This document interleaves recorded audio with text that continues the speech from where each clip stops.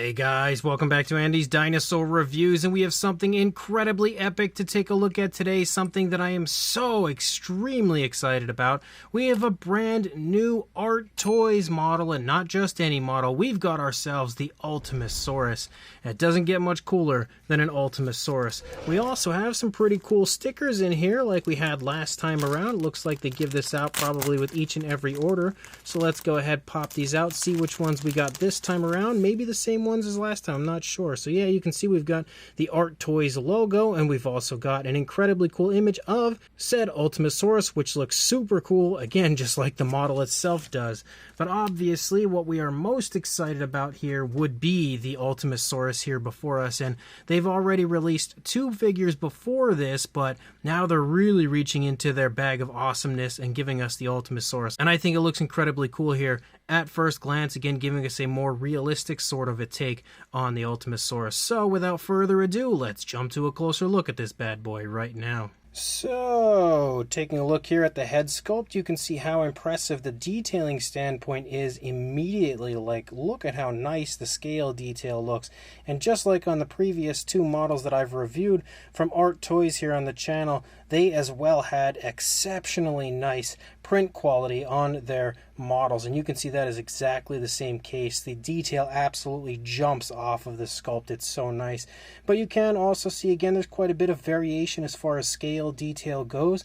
You can see that we have like finer scaling there in the eye socket and in the palate. You can also see much larger scaling as we head closer to the jawline and then up and over the top of the head. And of course, even larger scales and kind of almost like scoot-like scales as you move up here into the frill. And you can also see that there's some really nice paintwork to this, again with the yellowish tone there, circling around the eye and striping up into the palate. And then again, another area of yellow underneath doing the same thing. And you can also see the nice reddish tones as well as some dry brushing that has been applied to those scales to really make them pop. And there's also some variation, as you can see some darker reds showing up here and there. Specifically, you can notice it up in the frill, and that looks really nice as well. Of course, we've got a really cool beak for the Ultimasaurus right there, as well as a few kind of ridges leading off of the beak. And then our classic horns, again, as this is kind of a mashup of numerous different dinosaurs. And you can see, again, the horns there on the head of the dinosaur look really nice, and they're painted with a black just like the beak is, as well as these small horns that come out of the side of the head here of our Ultimasaurus. You can also see, if we get nice and close, the eye has quite a few shades of color, as well as a nice white spot there to give us that kind of eye shine sort of a look. The dinosaur is sculpted with its mouth in an open position, so that gives us a really nice ferocious visual here for our Ultimasaurus. You can see the teeth are all sculpted really nicely, every tooth sculpted individually, every tooth painted individually. Very nice, very careful, very precise paintwork on all of those teeth. I think they look great. And there's actually even some variation of color, as you can kind of almost make out like some brownish tones on the teeth as well, just to give them a bit of realism. And then if you look here at the skin of the side of the mouth, you can see again really impressive sculpt in detail. I can almost feel like I make out veins and everything in there. And the paintwork is equally as impressive, as I can see quite a bit of variation of tones to the inside of the mouth as well. Really nicely sculpted tongue, and the detailing there on the upper side of the inside of the mouth also looks absolutely fantastic. And something that's interesting about this release is you can actually purchase this one here, again with the mouth open, but there's also a closed mouth version, and there's two different paint schemes. You can get this version or the Night Hunter version of the paint schemes. But as you lead up and around the top of the frill, you can see we've got those spikes and everything there leading around the frill like you would see on a ceratopsian. So again, showing the ceratopsian side of this dinosaur. As you lead back here into the neck, you can see some really nice scale detail. I think you can really see how nice it pops in the black tones. You can also see again some more of the reds leading back, some more of that black kind of striping down here along the side of the neck. And you can see some nice skin wrinkles and stuff here as you lead down into the throat. You can also see a dry brushing that's been applied to the throat to really highlight that detail and lighten up the underside of the dinosaur. As we lead back here a little bit further, you start to see those classic Ultimasaurus tones picking up here with those grays, and they've even dry brushed those grayish tones out quite nicely to highlight that detail. And then as you lead up here to the top, you can again see more as far as what I would say would be considered classic Ultimasaurus, as you have that kind of armored sort of a look to the top of the dinosaur. And you've also got, again, you know, kind of like ridges and stuff here moving along the back of the dinosaur. It looks super, super cool. And also a very large appearance to the scales up here on the back of the armored area of the Ultimasaurus. Up here on the back, it's primarily a black coloration everywhere, but then as you lead down, you can see how it kind of stripes down here. You can see it striping into the arm, striping into the stomach, as well as the thigh right there. As you move down, you can see the arms are held into the body, like kind of held up as the elbow's close to the stomach region right there. You can see the elbow itself. As you lead down the front of the arm, you can see again some nice reddish tones running down the front of the arm as well as down into the hands, as you've got some nice scoots running down the fingers.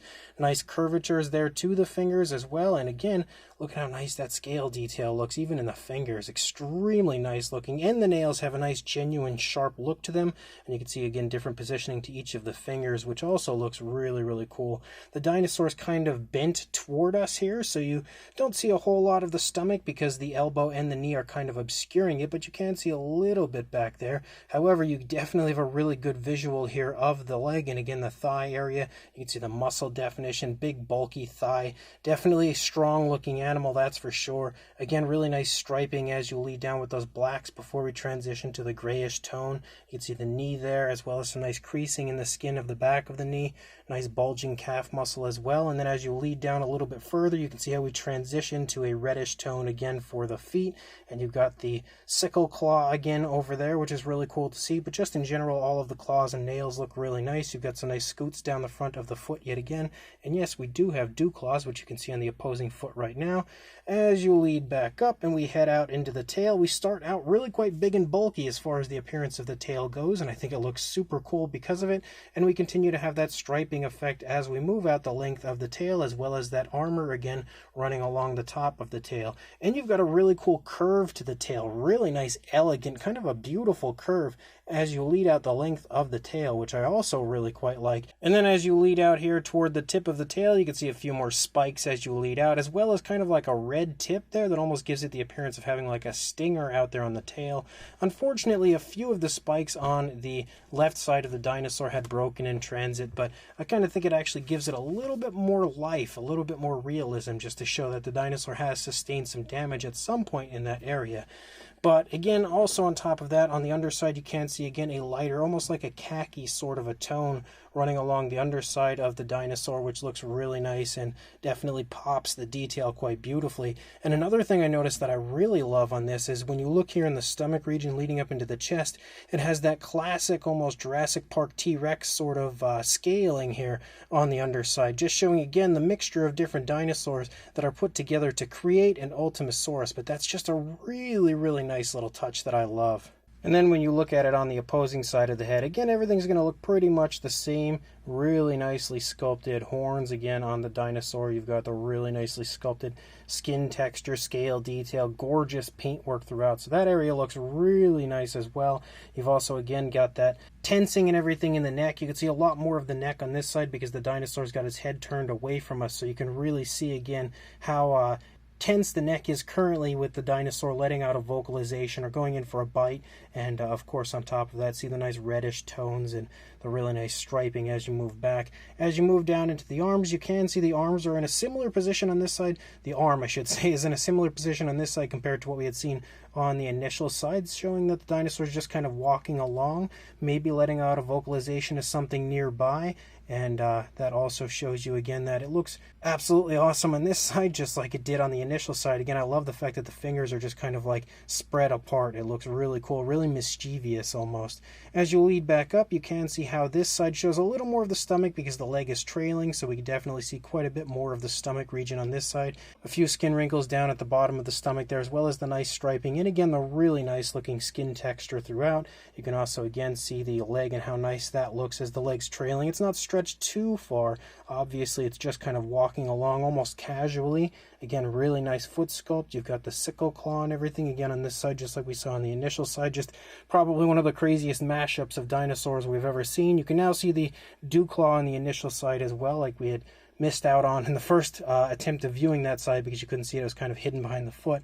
And then as you lead back, you again have the nice striping here running along the course of the tail with that extraordinarily nice turn and bend to the tail, which I really like. So this is absolutely the coolest figure they've released yet. I was a huge fan of the last two, but this thing is out of this world. Now, as far as a size goes, and yes, it is quite sizable, definitely the biggest model so far from Arttoys in my collection. For a length from the beak to the spike there on the tail, you're looking at about 15 inches, almost on the dot, or about 38 centimeters. And then for a height, the highest point is definitely going to be that horn. You're looking at like a hair under, like seriously, maybe like a 16th under a 6-inch area, or about the 15 centimeter area. For a size comparison, there is Mr. Papo T-Rex, the Attack Pack Colovosaurus, and Robert Muldoon from the Mattel Jurassic World toy line next to our Arttoys Ultimasaurus, and you can see that they are all much smaller, showing you that, again, this Ultimasaurus absolutely has an impressive size for sure. Then we've got a size comparison next to a Mattel Dilophosaurus and Velociraptor, which you can very clearly see, again, massive size difference between these figures. We've also got a nice little group of randoms, as we have the Schleich Diabloceratops, Safari LTDU Tyrannus, and Collect Day Deluxe Dimetrodon stepping in here for a comparison to show us yet again that Ultimasaurus is definitely quite a bit bigger than everybody here. Then we've got a comparison here next to a Roaravore, or Roar-Attack sized